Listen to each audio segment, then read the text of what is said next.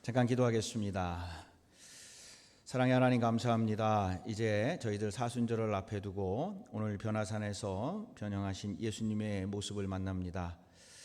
왜 사순절이 시작되면서 이 말씀을 우리에게 주셨을까? 저희들 오늘 그 말씀을 묵상하면서 은혜 받기를 원합니다.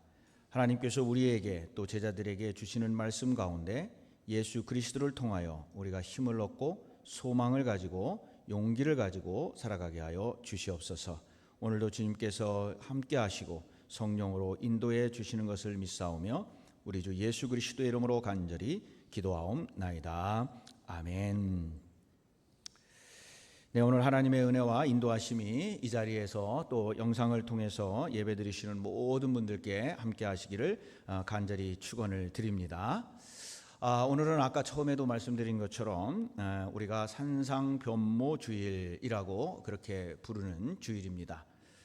교회를 오랫동안 다니셨던 분들은 이게 뭔가라고 하는 걸 아시겠지만 그렇지 않은 분들은 아마 이게 뭘 얘기하는 건가라고 생각이 드실 수도 있습니다. 영어로 얘기하면 Transfiguration Sunday, 그래서 변형주일이라고 그렇게 부르기도 합니다. 이 주일은 매년 사순절이 시작되는 그 문턱에서 맞이하는 주일입니다. 바로 그날이 오늘인데 이것이 우리에게 어떤 의미가 있고 왜 이 말씀이 사순절을 시작하면서 성경에서 또 우리가 말씀을 기억하고 나누어야 되는가라고 하는 것을 저희들 한번 생각해 본다면, 이제 사순절이 시작되는 다음 주부터 2월 18일, 정확하게는 수요일부터 사순절이 시작되는데 이래서 이 말씀이 여기에 있구나라고 하는 것을 여러분들이 느낄 수가 있습니다. 저는 이 산상변모주의를 좀 정의를 한다면 영혼의 공기통이다, 이렇게 이야기를 하고 싶습니다. 무슨 말씀이냐면 우리가 변화산의 영광을 경험한 이유는 이제 곧 시작될 사순절, 그때는 사순절이라는 말이 없었지만은 제자들이 예수님의 이제 십자가의 길을 걸어가게 될 터인데 그거를 어떻게 잘 이기고 부활의 영광을 바라볼 수 있느냐라고 하는 것을 보여주는 하늘의 산소 같은 역할을 하는 것이 바로 오늘 주일 이 말씀이라 그렇게 믿습니다. 그래서 오늘의 이 주일에 주시는 말씀은 바로 이제 사순절 그리고 고난주간을 쭉 걸어갈 때에 제자들에게 뿐만 아니라 우리들에게도 원동력이 되고, 그리고 이 말씀을 기억하면서 그 사순절을 잘 지내는 그러한 말씀으로 우리가 이해를 하면 되겠습니다. 또한 이 말씀은 뭐냐면 창문을 통해서 세상을 보아야 한다 하는 겁니다. 여러분, 이 거울과 창문의 차이가 뭔지 아십니까? 둘 다 같은 유리로 만들어졌다라고 하는 것은 같습니다. 근데 거울은 오직 내가 그 앞에 서 있으면은 나 자신만 비추게 됩니다. 여러분이 오늘 아침에도 거울을 보시고 맵시를 단정하게 하고, 저도 마찬가지인데 그 거울 앞에 서면은 제가 그 뒤에 있는 여러분이나 어떠한 사물을 바라볼 수가 없습니다. 거울 앞에 서면은 나만 보이게 되고, 또 내가 어떤 행동을 하든지 그 거울이 똑같이 그거에 대해서 보여준다 하는 겁니다. 자, 그런데 창문이라고 하는 건 뭐냐? 창문이라고 하는 것은 그것을 통하여 세상을 보고 그것을 통하여 우리 형제 자매를 볼 수 있다 하는 겁니다.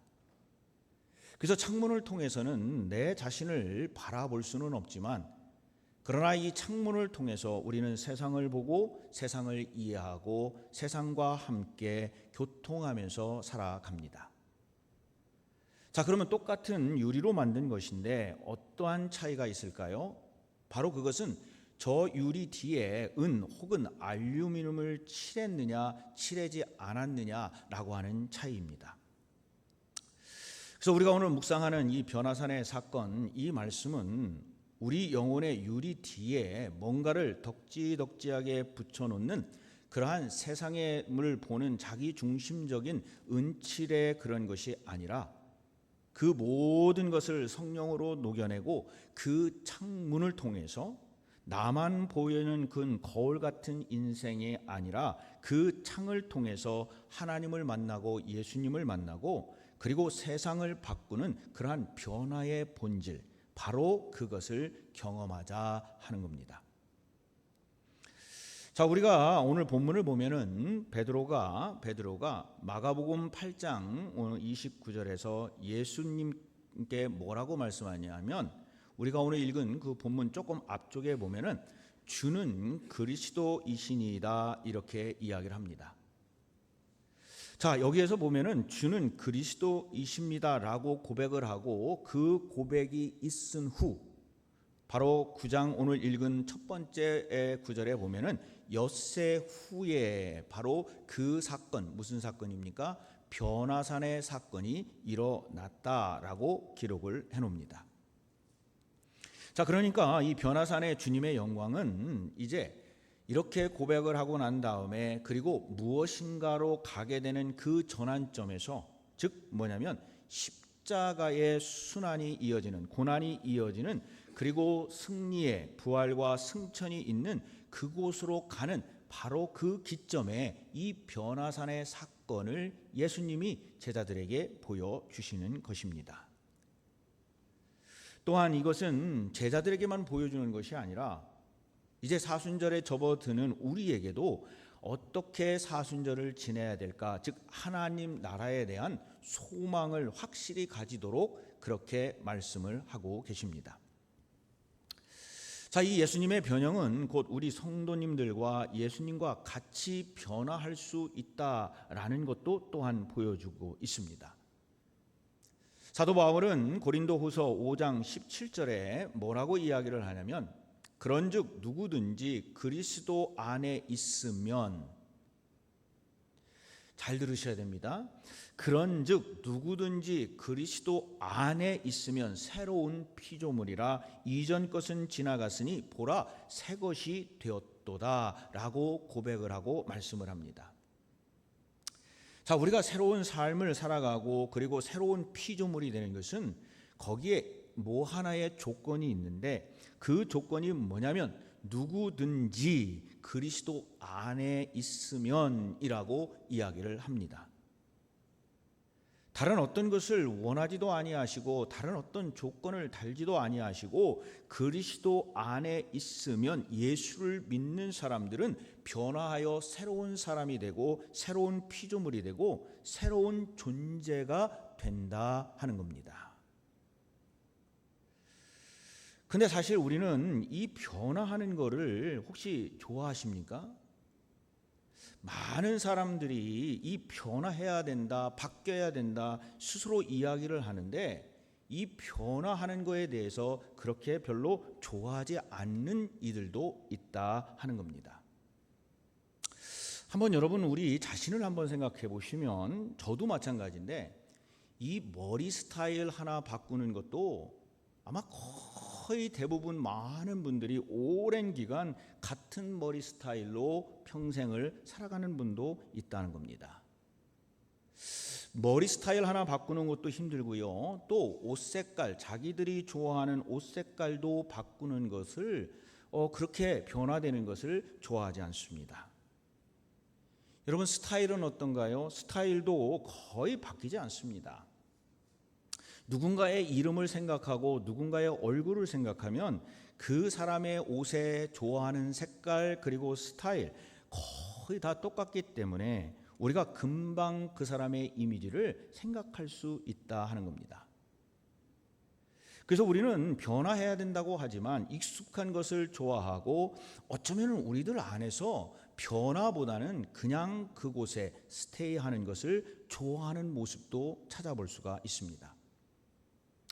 자, 그러면 교회 안에서는 어떤가요? 예수님을 믿는다고 합니다. 예수님을 믿고 우리가 찬양도 열심히 하고 예수 그리스도 안에서 내가 새로운 피조물이 되고, 그런데 우리를 가만히 안에를 들여다보면은 여전히 예수님을 믿기 전에 그 옛 품성 그대로 가지고 절대로 변하면 큰일 날 것 같은 그러한 생각으로 살아가는 사람들도 많이 있다는 겁니다.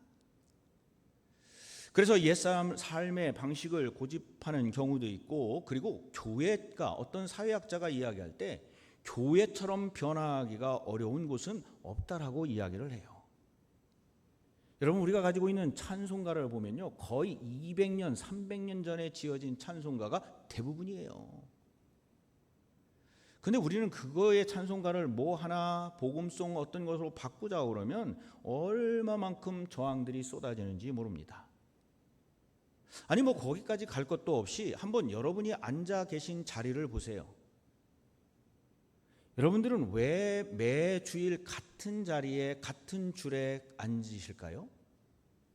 이유가 있어요. 물론 그것이 편안하기 때문에 그렇지만은 많은 분들의 생각 속에서는 변화하는 것을 별로 좋아하지 않습니다. 그래서 제가 언젠가 말씀을 드리면서 예배를 드릴 때 앞쪽 여기에 앉았을 때 말씀을 듣는 거하고 저쪽 뒤에 있을 때 말씀을 듣는 거하고 찬양을 할 때도 느낌이 다르기 때문에 한번 바꿔보시라 그랬는데, 바꿔서 한 주 정도는 갔다가 앉으셨다가 그 다음 주에 오면 다시 오세요. 저는 편해요. 왜냐하면 여러분들이 앉아있는 자리가 거의 같기 때문에 제가 딱 그림을 그리면 이제 예배를 끝나고 누가 예배에 오셨는가 안 오셨는가 제가 컴퓨터에 기록을 하는데, 딱 눈을 감으면 여러분들의 얼굴이 다 보입니다. 왜냐하면 같은 자리에 앉기 때문에 사진 찍은 것처럼 다 보여요. 근데 한번 바꿔보는 것도 여러분들한테 큰 도움이 된다는 거예요. 물론 편안하시기 때문에 그러는데 좀 바꿔보시면 세상이 달라 보이고, 그리고 모든 것이 달라 보이고 다르게 들릴 수도 있다 하는 겁니다. 그래서 변화라고 하는 것은 우리에게 새로운 어떤 것을 주고, 어쩌면 좀 불편하지만 새로운 인사이트한 어떠한 것들, 감정들을 주기 때문에 한번 그거를 시도해보자 하는 겁니다.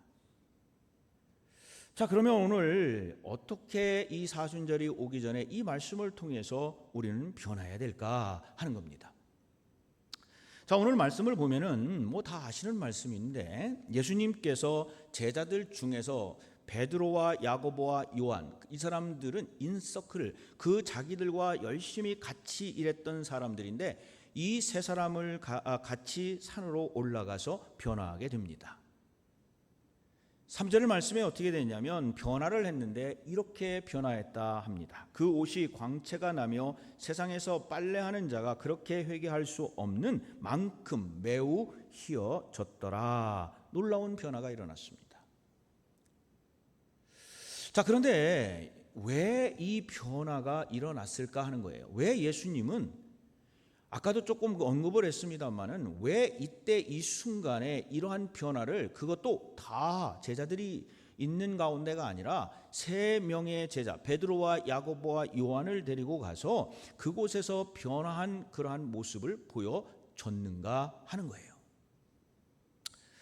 자, 이 이유를 알기 위해서 우리가 오늘 성경을 조금 더 깊게 들여다봐야 되는데, 2절 말씀에 보면은 아까도 말씀드린 시작을 어떻게 하냐면 엿새 후에라고 이야기를 합니다. 아까 제가 뭐라고 그랬죠? 엿새 후에라는 것은 뭘 기준으로 얘기하냐면 베드로가 주님은 그리스도이십니다 라고 고백한 엿새 후라 하는 겁니다. 그리고 주님이 죽고 사심을 말한 후, 엿새 후라 하는 겁니다. 그러면서 너희들도 자기의 십자가를 지고 나를 쫓아야 한다고 말씀하신 그 후, 엿새 후라 하는 겁니다. 그러니까 이 말씀은 주님이 제자들과 그 앞에서 엿새 후, 그러나 그 엿새 동안에도 어떠한 말씀을 하셨을 텐데 어쨌든 시작점은 어디였느냐? 베드로가 주님은 그리스도라고 고백했던 그 순간, 그리고 그 엿새 동안에 무슨 일이 있었을까? 제자들과 십자가의 길을 이야기하고 죽음과 부활을 얘기하고 고통의 길을 이야기하고 뭔가가 많은 것을 이야기한 후에라고 하는 말씀이에요.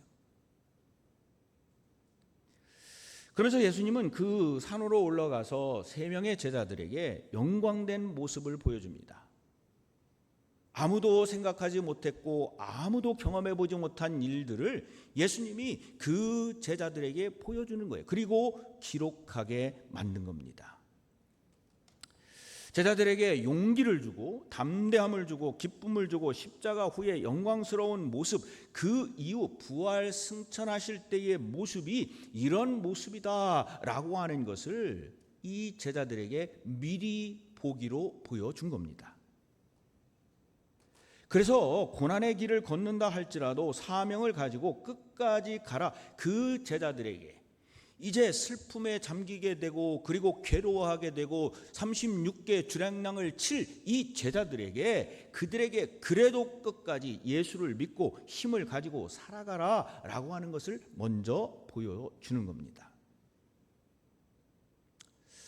그래서 우리가 이 사순절을 시작하기 전에 이 말씀을 듣고 묵상하는 이유는, 우리도 예수님께서 주신 어떠한 희망과 소망 가운데 예수 그리스도의 놀라운 변화된 모습을 경험하고 우리도 진정한 그리스도인이 되어서 물론 40일이라는 기간 동안 뿐만 아니라 우리들의 신앙생활을 보면서 그곳에는 엄청난 일들이 벌어지게 될 터인데, 그것이 아니라 예수 그리스도의 십자가 그리고 부활 승천, 그 영광스러운 모습을 보면서 실망하지 말고 주저앉지 말고 성령의 능력으로 일어나 걸으라는 겁니다.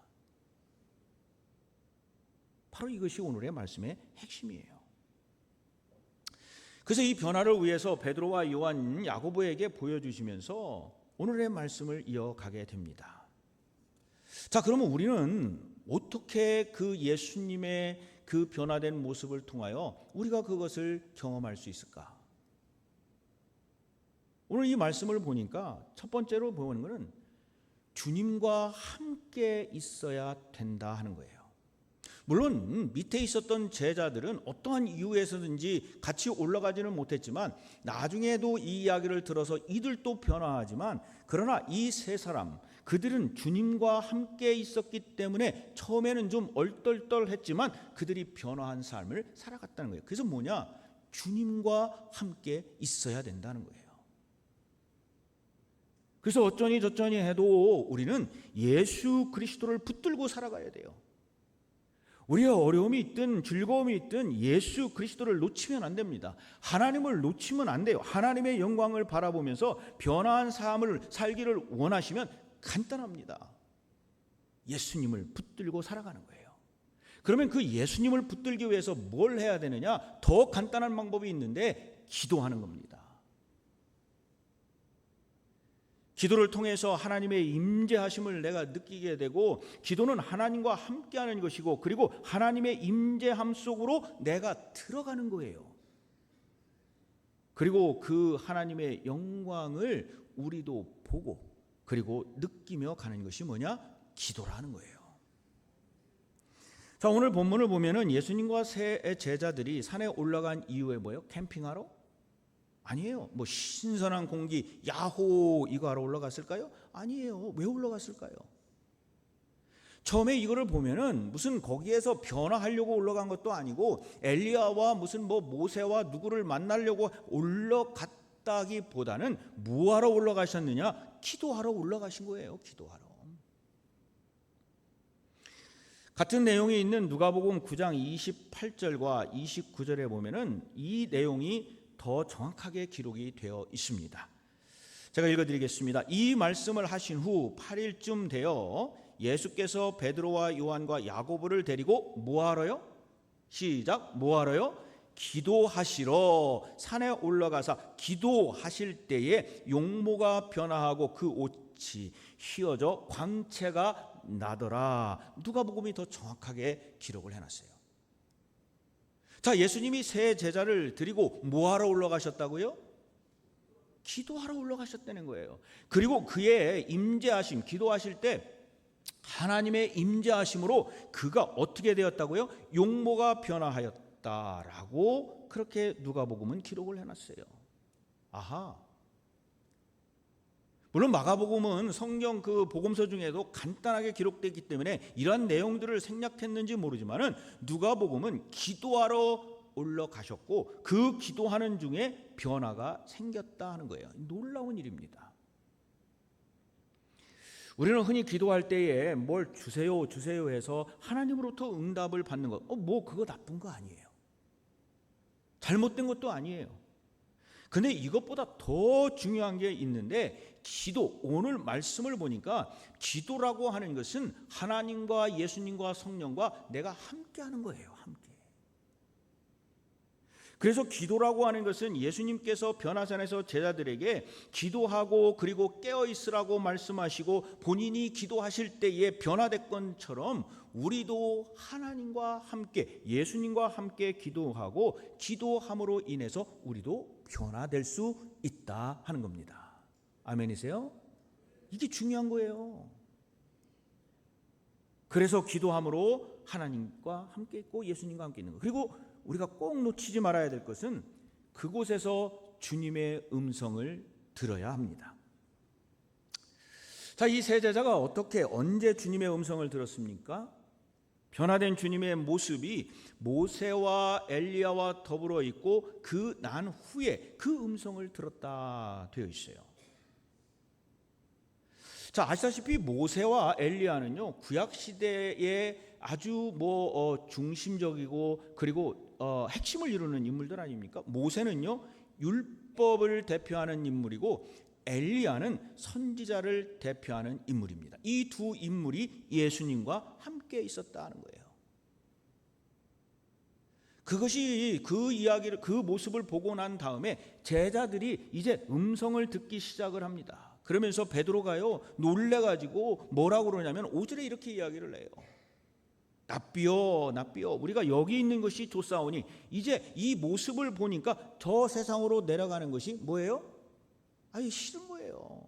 납비여 납비여, 우리가 여기 있는 것이 좋사오니 우리가 초막 셋을 짓되 하나는 주를 위하여, 하나는 모세를 위하여, 하나는 엘리야를 위하여 하사이다. 아마 그 뒷부분에 이렇게 얘기했을 거예요. 남으면 나도 하나 주세요. 좋은 거예요. 좋은 거예요.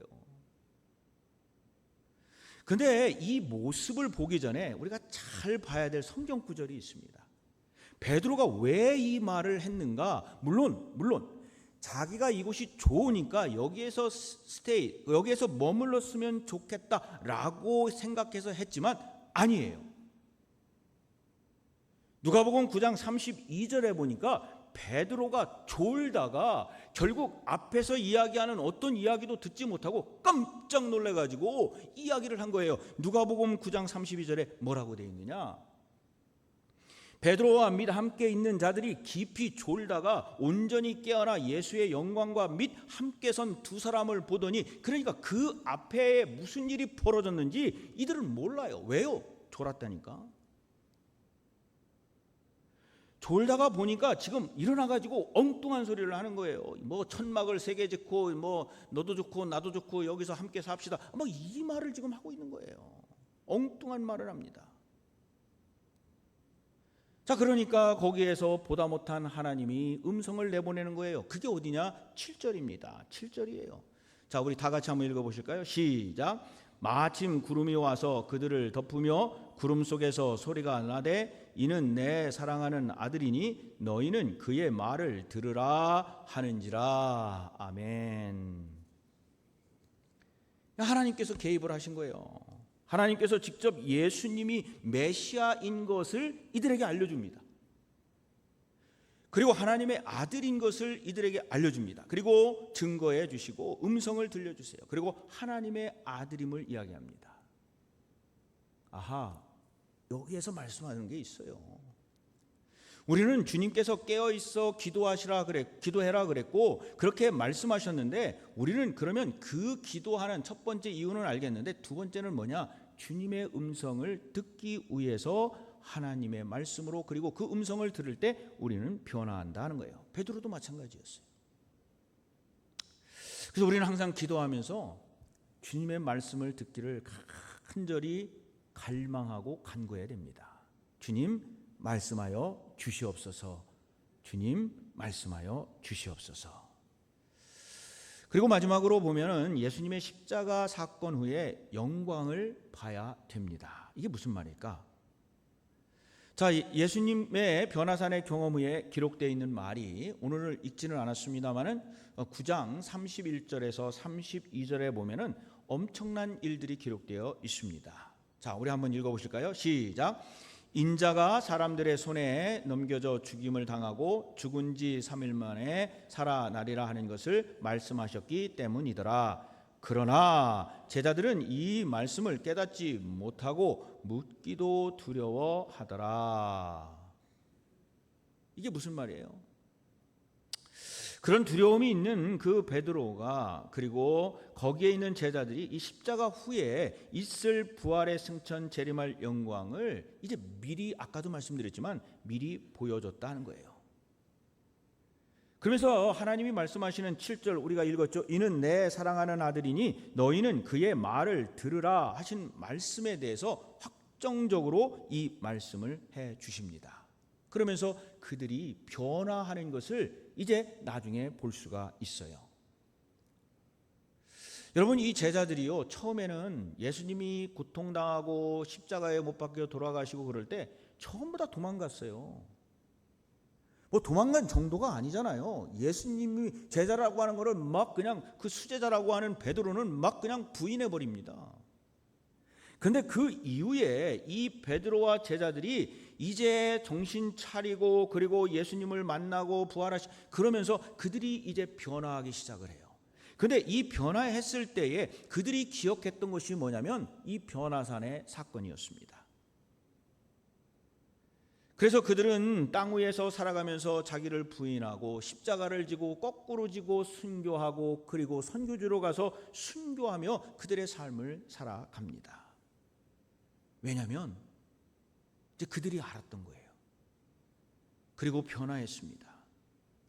그래서 예수님을 미리 보여주고 그 모습들을 보여주고 예수님의 그것이 실현되니까 그때의 예수님이 말씀하셨던 그 의미를 안 겁니다. 두려워하지 말라, 염려하지 말라, 내가 너와 함께 있겠다, 소망을 가지라 라고 하는 그 의미를 이제 그들이 아는 겁니다. 그래서 그들은 어디를 가든지 십자가를 지든지 돌 맞아 죽든지 거꾸로 십자가에 매달려 죽든지 하나님의 주시는 그 영광을 바라보며 그들이 끝까지 이제 그들의 삶을 살아가게 됐습니다.